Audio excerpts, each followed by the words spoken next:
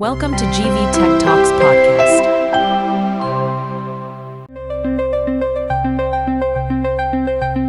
మన శరీరం ఒక అద్భుతమైన యంత్రం గదా. అవునవు నిజంగా. గుండె కొట్టుకుంటుంది, ఊపిరితిత్తులు గాలి పీల్చుకుంటాయి, మెదడు ఆలోచిస్తుంది. అసలిదంతా ఎలా జరుగుతుంది? దీని వెనుక ఒక పెద్ద రహస్యమే ఉంది. ఆ రహస్యమేంటి? అదే మన DNA. ప్రతి కణంలో ఉండే ఒక సూచనల పుస్తకమనమాట.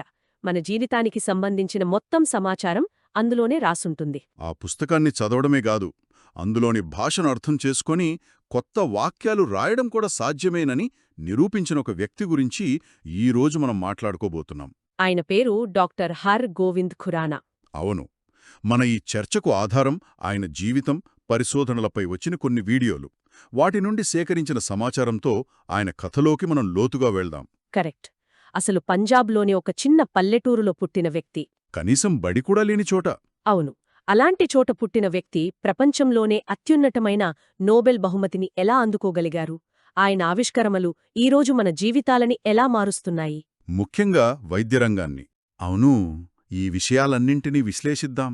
నాకు తెలిసి సైన్స్ అంటే ఇష్టపడే విద్యార్థులకు, వాళ్లకు పాఠాలు చెప్పే ఉపాధ్యాయులకు ఈ కథ చాలా స్ఫూర్తినిస్తుంది. ఖచ్చితంగా. సరే, ఇక మొదలు పెడదామా? ఖురానానే ఆ పుస్తకం మొదటి పేజీ ఎలా మొదలైంది? ఆయన కథ మొదలైంది 1922లో పంజాబ్లోని రాయ్పూర్ అనే ఒక చిన్న గ్రామంలో. ఎంత చిన్న గ్రామం అది! అంటే ఆ గ్రామంలో 100 కుటుంబాలుంటే అక్షరాలు తెలిసిన ఏకైక కుటుంబం వాళ్లదే. వావ్! వాళ్ల నాన్న పన్నులు వసూలు చేసే గ్రామ అధికారి. ఆయనకు చదువు విలువ బాగా తెలుసు.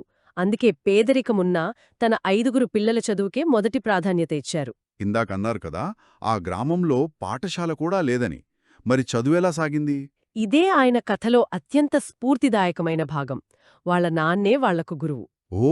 ఒక చెట్టు కింద కూర్చోబెట్టి పాఠాలు చెప్పేవారట. ఈరోజు మనం క్లాస్ రూమ్లు, డిజిటల్ బోర్డుల గురించి మాట్లాడుకుంటున్నాం. అవును. కానీ ఆయన ప్రాథమిక విద్య మొత్తం ఒక చెట్టు కిందే పూర్తయింది. ఈ అనుభవం ప్రతి విద్యార్థికి తెలియాలి. వనరులు కాదు, నేర్చుకోవాలన్న సంకల్పం ముఖ్యం అనటానికి ఖురానా జీవితమే ఒక ఉదాహరణ. ఆ సంకల్పం వల్లే ఆయనకు స్కాలర్షిప్లొచ్చాయన్నమాట. అవును. లాహోర్లోని పంజాబ్ విశ్వవిద్యాలయంలో సీటు కూడా దొరికింది. లాహోర్ నుండి ఆయన ప్రయాణం ప్రపంచమంతా సాగింది కదా. Liverpool, Zurich, Cambridge. అవును, చాలా దేశాలు తిరిగారు. ముఖ్యంగా జ్యూరిచ్లో జరిగిన ఒక సంఘటన ఆయన జీవితాన్ని పెద్ద మలుపు తిప్పింది. ఏంటది? ఆయన పీహెచ్డీ కోసం లివర్పూల్ వెళ్లారు. అది పూర్తయ్యాక ఆయనకు స్విట్జర్లాండ్లోని జ్యూరిచ్లో ప్రఖ్యాత ప్రొఫెసర్ వ్లాదిమిర్ ప్రిలాగ్ దగ్గర పనిచేయాలని ఉండేది. కానీ అక్కడ అవకాశం లేదా? లేదు. అయినా ఆయన ధైర్యం చేసి తన పీహెచ్డీ థీసిస్ని చేతిలో పట్టుకుని నేరుగా ప్రొఫెసర్ దగ్గరికే వెళ్లారు. ఏం చెప్పారు? నాకు జీతమొద్దు, ఏమీ వద్దు, మీ ల్యాబ్లో పనిచేయడానికి కొంచెం చోటివ్వండి చాలు అని అడిగారు. వావ్! అది చాలా పెద్ద రిస్క్. జేబులో డబ్బులు లేకుండా కేవలం ఆత్మవిశ్వాసంతో వెళ్ళి అలా అడగడమంటే మామూలు విషయం కాదు. నిజమే. ఆయన పట్టుదల చూసి ఆ ప్రొఫెసర్కు ముచ్చటేసింది. సరేనన్నారు. ఆ ఒక్క సంవత్సరంలోనే ఆయన జీవితానికి పునాది పడింది. ఎలా?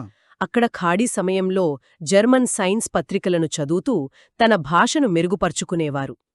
అలా చదువుతున్నప్పుడే ఆయనకు కార్బోడైమైడ్స్ అనే ఒక రసాయనం గురించి తెలిసింది. కార్బోడైమైడ్స్? అవును. అప్పటివరకు ఎవరూ దాన్ని పెద్దగా పట్టించుకోలేదు. కాని ఖురానా దాని ప్రాముఖ్యతను గుర్తించారు. ఒక్క నిమిషం, ఈ కార్బోడైమైడ్స్ అంటే ఏమిటి? అది ఎందుకు అంత ముఖ్యం? సింపుల్గా చెప్పగలరా? మంచి ప్రశ్న. దీన్ని సులభంగా చెప్పాలంటే కార్బోడైమైడ్స్ ఒక రకమైన మాలిక్యులర్ గ్లూ లాంటివి. అంటే అణువులను అతికించే జిగురు? ఖచ్చితంగా. జీవశాస్త్రంలో మనకు ప్రోటీన్లు, DNA వంటి పెద్ద అణువులను నిర్మించాలంటే చిన్న చిన్న ముక్కలను కలపాలి. ఈ కార్బోడైమైడ్స్ ఆ ముక్కలను బలంగా అతికించడానికి సహాయపడతాయి. ఓకే. అసాధ్యం. జ్యూరిచ్లో అనుకోకుండా దొరికిన ఈ జిగురే ఆయన చేతిలో ఒక శక్తివంతమైన సాధనంగా మారింది. అద్భుతం. అంటే ఆ సాధనాన్ని ఉపయోగించి ఆయన సాధించిన అతిపెద్ద విజయమేమిటి? అక్కడి నుండే జన్యువుల కథ మొదలైందా? అక్కడి నుండే అసలు కథ అదే. ఆ సాధనంతో ఆయన జీవితానికి సంబంధించిన భాషనే డీకోడ్ చేశారు. డీకోడ్ చేశారా? అవును. అప్పటికే శాస్త్రవేత్తలకు DNAలో A, T, G, C అనే 4 అక్షరాలుంటాయని తెలుసు. కాని ఈ అక్షరాలతో ఏం రాసి ఉంది, వాటి అర్థమేంటి అనేదొక పెద్ద రహస్యం. అంటే ఒక పుస్తకంలోని అక్షరాలు తెలుసు, కాని ఆ అక్షరాలతో ఏర్పడే పదాల అర్థం తెలీదన్నమాట. ఖచ్చితంగా. ఖురానా మరియు మార్షల్ నిరెన్బర్గ్ వంటి శాస్త్రవేత్తలు ఆ రహస్యాన్ని ఛేదించారు. ఈ 4 అక్షరాలు 3 అక్షరాల పదాలుగా ఏర్పడతాయని కనుగొన్నారు. 3 అక్షరాల పదాలా? అవును, వాటినే కోడాన్లు అంటారు. ప్రతి కోడాన్ అంటే ప్రతి 3 అక్షరాల పదం కణానికి ఒక నిర్దిష్టమైన అమైనో ఆమ్లాన్ని తీసుకురామని ఆదేశిస్తుంది. ఉదాహరణకు యుయుయు అనే పదం ఫినైల్ అలనిన్ అనే అమైనో ఆమ్లాన్ని తీసుకురావాలని చెప్తుంది. జీజీజీ అనే పదం గ్లైసిన్ అనే అమైనో ఆమ్లాన్ని తీసుకురావాలని చెప్తుంది. ఓ, అలాగా? ఇలా ఈ అమైనో ఆమ్లాలన్నీ కలిసి ప్రోటీన్లుగా మారతాయి. అంటే ఇదొక భాష నేర్చుకోవడం లాంటిది. ఒక్కో పదం ఒక్కో ఆదేశాన్నిస్తుంది. ఈ ఆవిష్కరణకే గదా ఆయనకు నోబెల్ బహుమతి వచ్చింది. అవును, ఈ జన్యు సంకేతాన్ని ఛేదించినందుకుగాను 1968లో డాక్టర్ ఖురానా, మార్షల్ నిరెన్బర్గ్ మరియు రాబర్ట్ హోలీలకు వైద్యశాస్త్రంలో నోబెల్ బహుమతి లభించింది. ఆయన జీవితంలో అదొక శిఖరం. కానీ అసలు కథ అక్కడితో ఆగలేదు. అద్భుతం. అంటే జన్యు సంకేతాన్ని ఛేదించడం ఒక ఎవరెస్ట్ శిఖరాన్ని అధిరోహించడం లాంటిది. కాని ఆయన అక్కడితో ఆగలేదన్నమాట. తర్వాత ఏం చేశారు? ఆయన తర్వాతి లక్ష్యం ఇంకా పెద్దది. నేను ఈ పుస్తకాన్ని చదవడం నేర్చుకున్నాను, ఇప్పుడు నేను స్వంతంగా ఒక వాక్యం రాయగలనా అని ఆలోచించారు. స్వంతంగా వాక్యం రాయడమా? అంటే ప్రయోగశాలలో ఒక కృత్రిమ జన్యువును తయారు చేయడం. ఒక్క క్షణం ఆలోచిస్తే ఇది నమ్మశక్యంగా లేదు. అంటే ప్రకృతి మాత్రమే చేయగలదు అనుకున్న పనిని ఒక మనిషి ల్యాబ్లో చేసి చూపించాలనుకున్నారు. ఖచ్చితంగా. అందుకే ఇదొక చారిత్రాత్మక విజయం. అప్పటివరకు మనం జన్యువులను చదవడం మాత్రమే చేయగలం, కాని ఖురానా మనకు వాటిని రాయగల శక్తిని ఇచ్చారు. ఆయన ఏం తయారు చేశారు? ఆయన ఒక టీఆర్ఎన్ఏ జన్యువును సంశ్లేషణ చేశారు. దీన్ని ఇలా ఊహించుకోండి. డిఎన్ఏ అనేది వంట పుస్తకమైతే ప్రోటీన్లు అసలైన వంటకాలు. ఓకే. మరి ఈ టీఆర్ఎన్ఏ ఏమిటంటే వంట పుస్తకంలోని సూచనలను చదివి సరైన పదార్థాలను వంటగదికి తీసుకువచ్చే ఒక చిన్న చెఫ్. అర్థమైంది. ఖురానా చేసిందేమిటంటే ఆ చెఫ్ను ప్రయోగశాలలో మొదటిసారిగా సృష్టించడం. ఆయన కేవలం బ్లూప్రింట్ చదవడమే కాదు, దాన్ని ఉపయోగించి పనిచేసే యంత్రాన్ని నిర్మించారు. దీనివల్ల కలిగే ప్రయోజనమేంటి? మనం ఒక జన్యువును కృత్రిమంగా తయారు చేయగలగడం వల్ల ఆధునిక సైన్స్లో ఎలాంటి మార్పులొచ్చాయి? దీని ప్రభావం ఊహించలేనంత పెద్దది. జన్యువులను మార్చవచ్చని, నియంత్రించవచ్చని ఇది నిరూపించింది. అంటే కంట్రోల్ కూడా చేయవచ్చని? అవును. ఈరోజు మనం మాట్లాడుకుంటున్న genetic engineering, cloning, DNA sequencing, చివరికి ఎంఆర్ఎన్ఏ వ్యాక్సిన్ల వరకు అన్నింటికీ పునాది ఖురానా వేసిన ఈ అడుగే. చాలామంది శాస్త్రవేత్తలు నోబెల్ బహుమతి గెలిచాక ఇక నెమ్మదిస్తారు. కాని ఖురానాలా కాదు. ఆయనింకా ముందుకు వెళ్లారు. పీసీఆర్ టెక్నాలజీ గురించి ఆయన ముందే ఆలోచించారని అంటారు. నిజమేనా? ఇది ఆయన దూరదృష్టికి పరాకాష్ఠ. 1971లో ఒక కాన్ఫరెన్స్లో ఆయన ఒక ఆలోచనను ప్రతిపాదించారు. ఏం ఆలోచన? తన కృత్రిమ జన్యువు యొక్క కాపీలను ఎలా వేగంగా పెంచవచ్చో వివరించారు. డిఎన్ఏను వేడిచేసి 2 పోచలుగా విడదీయడం, ప్రైమర్లను ఉపయోగించి కాపీని ప్రారంభించడం, ఆపై డిఎన్ఏ పాలిమరేజ్ అనే ఎంజైమ్తో కొత్త కాపీని సృష్టించడం. ఒక్క నిమిషం, ఇది వింటుంటే పీసీఆర్ టెక్నాలజీలాగే ఉంది. ఖచ్చితంగా. ఇది సరిగ్గా ఈరోజు మనం వాడుతున్న PCR, polymerase chain reaction technology యొక్క సూత్రం. అంటే పీసీఆర్ టెక్నాలజీ అధికారికంగా కనుగొనబడటానికి 14 సంవత్సరాల ముందే ఆయన దాని బ్లూ ప్రింట్ ఇచ్చేశారన్నమాట. అవును. అందుకే చాలామంది శాస్త్రవేత్తలు పీసీఆర్ ఆవిష్కరణకు ఇచ్చిన నోబెల్ బహుమతిలో ఖురానాకు కూడా భాగం ఉండాల్సిందని అంటారు.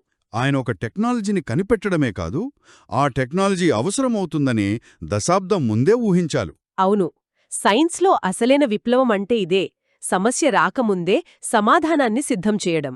ఇక్కడే నాకొక ప్రశ్న తలెత్తుతోంది.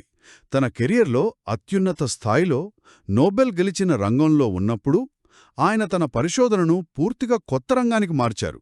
న్యూక్లిక్ ఆమ్లాల నుండి మెంబ్రేన్ ప్రోటీన్లకు వెళ్లారు. ఇది చాలా పెద్ద రిస్క్ కదా. ఎందుకలా చేసుంటారు? అద్భుతమైన ప్రశ్న. ఇది ఆయన వ్యక్తిత్వాన్ని చూపిస్తుంది. ఆయనకొక సమస్యకు సమాధానం దొరికితే దానిని పట్టుకుని వేలాడటం ఇష్టంలేదు. తర్వాతి ఛాలెంజ్ కోసం చూసేవారు. అవును. ఆయన ఎప్పుడూ తర్వాతి కష్టమైన సమస్య ఏమిటి అని వెతికేవారు. మెంబ్రేన్ ప్రోటీన్లు అనేవి కణాల ఉపరితలంపై ఉండే యాంటెనాలు లేదా డోర్బెల్స్ లాంటివి. అంటే బయట నుండే వచ్చే సంకేతాలను లోపలికి పంపించేవి. కరెక్ట్. వాటి నిర్మాణం అర్థం చేసుకోవడం చాలా కష్టం. ఆయన ఆ సవాలును స్వీకరించారు. ఆయన పని ఆ రంగాన్ని ఎలా ప్రభావితం చేసింది? ఆయన మెంబ్రేన్ ప్రోటీన్లపై చేసిన పని జీపీసీఆర్ బయాలజీ అనే కొత్త రంగాన్ని ప్రారంభించింది. ఈరోజు మనం వాడే చాలా మందులు, బీపీ మందుల నుండి అలెర్జీ మందుల వరకు ఈ జీపీసీఆర్లను లక్ష్యంగా చేసుకుని పనిచేస్తాయి. అంటే ఇప్పుడు మనం వాడుతున్న మందులకు కూడా ఆయన పరిశోధన ఉపయోగపడిందన్నమాట. చాలా వరకు. అంతేకాదు, ఆయన భౌతిక శాస్త్రవేత్తలతో కలిసి పనిచేశారు. ఇది కూడా అప్పట్లో కొత్త విషయం.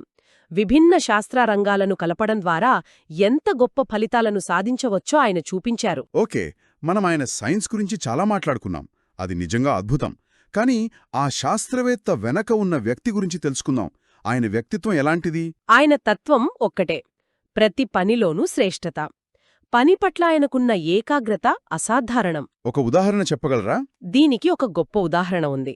ఆయనకు నోబెల్ బహుమతి వచ్చిందని ప్రకటించిన రోజు అందరూ పార్టీ చేసుకుంటూ షాంపెయిన్తో సంబరాలు జరుపుకుంటున్నారు. ఆ సమయంలో తీసిన ఒక ఫోటోలో ఖొరానా ఒక బ్లాక్ బోర్డ్ ముందు నిలబడి తన తర్వాతి ప్రాజెక్ట్ అయిన జన్యు సంశ్లేషణ గురించి తన సహోద్యోగులకు వివరిస్తూ ఉంటారు. అంటే నోబెల్ ప్రైజ్ పార్టీలో కూడా ఆయన దృష్టి మొత్తం నెక్స్ట్ ప్రాజెక్ట్ మీదే ఉందన్నమాట. ఆయన ఏకాగ్రత ఏ స్థాయిలో ఉండేదో దీన్ని బట్టి అర్థమవుతుంది. అవును. మరి ఆయన తన విద్యార్థులతో ఎలా ఉండేవారు? ఆయన ఒక గొప్ప గురువు. చాలా కఠినంగా ఉండేవారు, కాని అంతే ప్రేమగా చూసుకునేవారు. ఓహ్! ఆయనతో కలిసి ఒక పరిశోధనా పత్రం రాయడమంటే ఒక యజ్ఞం చేసినట్లే అని ఆయన విద్యార్థులు అనేవారు. ప్రతి వాక్యం, ప్రతి పదం సరిగ్గా ఉండేవరకు కనీసం 20-30 డ్రాఫ్ట్లు మార్చేవారట. వామ్మో! కాని అదే సమయంలో తన విద్యార్థుల విజయాన్ని చూసి ఎంతో ఆనందించేవారు. వాళ్ల పీహెచ్డీ పట్టభద్రోత్సవం రోజున గర్వంగా వారితో పాటు నిలబడి ఫోటోలు దిగేవారు. ఆయన ల్యాబ్ నుండి 2 విద్యార్థులు నోబెల్ బహుమతి గెలుచుకున్నారు. అయితే ఆయన జీవితం కేవలం పని, ప్రయోగశాల మాత్రమేనా? కాస్త సరదాగా ఉండేదా? ఖచ్చితంగా. ఆయనకు పని ఎంత ముఖ్యమో కుటుంబం, స్నేహితులు కూడా అంతే ముఖ్యం. ఆయన ల్యాబ్లో తరచుగా పార్టీలు జరిగేవి. అదా సంగతి. తన ఇంట్లో క్రిస్మస్ వేడుకలు ఘనంగా చేసేవారు. వాలీబాల్ ఆడటం, పర్వతాలలో హైకింగ్ చేయడం ఆయనకు చాలా ఇష్టం. ఒక ఫోటోలో ఆయన తన భార్య ఎస్టర్, పిల్లలతో కలిసి న్యూ హ్యాంప్షైర్లోని పర్వతాలలో నడుస్తూ కనిపిస్తారు. తన కుటుంబానికి కూడా సమయం ఇచ్చేవారన్నమాట. అవును. తన భార్యకు ఎంతో విలువిచ్చేవారు. నా శాస్త్రీయ ప్రయాణంలో ఆమె ప్రభావం వర్ణించలేనిది అని చెప్పేవారు. ఇన్ని విజయాలు సాధించినా ఆయన చాలా వినయంగా ఉండేవారని అంటారు. అవును. మన లక్ష్యాలలో తప్ప మిగతా అన్ని విషయాలలో వినయంగా ఉండాలి అని ఆయన నమ్మేవారు. దీనికేదైనా ఉదాహరణ ఉందా? ఉంది. ఆయనకు భారతీయ యాస కొంచెం బలంగా ఉండేది. తన ప్రసంగాలు, ఉపన్యాసాలు అందరికీ స్పష్టంగా అర్థం కావాలని తన ఉచ్చారణను మెరుగుపరుచుకోవడానికి బీబీసీ రేడియో కార్యక్రమాలను శ్రద్ధగా వినేవారట. అంటే తనని తాను మెరుగుపరుచుకోవడానికి అంత కష్టపడ్డారా? అవును. ఇంగ్లండ్లో ఉన్నప్పుడు తోటి స్నేహితులు శుక్రవారం రాత్రి పార్టీలకు వెళ్తే ఈయన మాత్రం ఇంట్లోనే ఉండి ఇంగ్లీష్ యాస లేకుండా ఎలా మాట్లాడాలో నేర్చుకోవడానికి ప్రాక్టీస్ చేసేవారు. ఇది ఆయన స్వీయ అభివృద్ధికి, పరిపూర్ణతకు ఎంత ప్రాధాన్యత ఇచ్చేవారో చూపిస్తుంది. ఓకే, మనం ఈరోజు డాక్టర్ ఖొరానా గురించి ఎన్నో విషయాలు తెలుసుకున్నాం. నిజంగా స్ఫూర్తిదాయకమైన ప్రయాణం. చెట్టు కింద చదువుల నుండి నోబెల్ బహుమతి వరకు ఆయన ప్రయాణం, జీవితానికి సంబంధించిన రహస్య కోడ్ను ఛేదించడం, ప్రయోగశాలలో కృత్రిమ జన్యువును సృష్టించడం, పీసీఆర్ వంటి దార్శనిక ఆలోచనలు నిజంగా అద్భుతం. ఆయన వారసత్వం అపారమైనది. ఆయన శిక్షణ ఇచ్చిన ఎందరో శాస్త్రవేత్తలు ఈరోజు సైన్స్ను ముందుకు నడిపిస్తున్నారు. భారతీయ విద్యార్థులు అమెరికాలో పరిశోధనలు చేయడానికి ఖొరానా ప్రోగ్రాం అనే ఒక కార్యక్రమం ఇప్పటికీ నడుస్తోంది. ఓహో, అలాగా? అవును. ఆయన పని ఈరోజు బయోటెక్నాలజీ, జెనెటిక్స్, ఫార్మసీ రంగాలను ప్రభావితం చేస్తూనే ఉంది. ముగించే ముందు ఒక ఆలోచన. డాక్టర్ ఖొరానా తరచుగా మీరు చాలా దూరం ప్రయాణించాలంటే ఒంటరిగా ప్రయాణించాలి అని అనేవారు. ముఖ్యంగా చాలామంది తప్పించుకునే కష్టమైన సమస్యలను ఎదుర్కొన్నప్పుడు ఈ మాట చెప్పేవారు. అవును, ఆయన జీవితమంతా అలాంటి కష్టమైన సమస్యలను వెదుక్కుంటూనే సాగింది. మరి ఈరోజు సైన్స్లో గాని లేదా మరేదైనా రంగంలో గాని అలాంటి ఏకాగ్రత మరియు పట్టుదలతో పరిష్కరించడానికి ఎదురుచూస్తున్న కష్టమైన సమస్య ఏది అని మనం ఆలోచించాలి.